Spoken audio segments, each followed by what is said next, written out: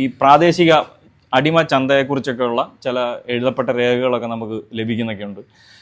ഇവിടെയൊക്കെ എങ്ങനെയാണ് ഇപ്പോൾ കോഴിക്കോടിനെ കുറിച്ചൊക്കെ ചില ആളുകളൊക്കെ എഴുതുന്നുണ്ട്. കോഴിക്കോടൊക്കെ ഒരാൾ കാണുന്നുണ്ട് 400 പേരുമൊക്കെ ആയിട്ട് കപ്പലുകൾ അടിമകളുമായിട്ട് പോകുന്ന അതിനെക്കുറിച്ച് പറയുന്നു. അല്ലെങ്കിൽ മാഹിക്കാരനായിട്ടുള്ള അസനലി എന്ന് പറഞ്ഞ ഒരാളെ കോടതിയിൽ, തലശ്ശേരി കോടതിയിൽ വിചാരണ ചെയ്യുന്നുണ്ട്.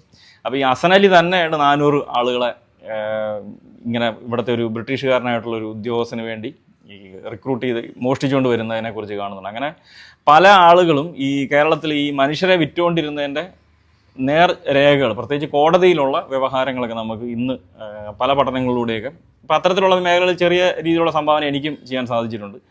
അപ്പം പറഞ്ഞു വരുന്നത്, കേരളത്തിനെ സംബന്ധിച്ച് അല്ലെങ്കിൽ ഇന്ത്യയെ സംബന്ധിച്ച് ഈ സ്ലേവറി എന്ന് പറഞ്ഞൊരു സങ്കല്പം മാറ്റി നിർത്തപ്പെട്ടിരിക്കുക. അതായത് ഇല്ല എന്നുള്ളത് വെറുതെ പറയുക എന്നുള്ളതല്ല, അതിന് ചില സൈദ്ധാന്തികപരമായ ചില കാരണങ്ങളുണ്ടായിരുന്നു. ആ സങ്കല്പം എങ്ങനെയാണെന്നുള്ളത് അവർ ഡിഫൈൻ ചെയ്തിരുന്നു.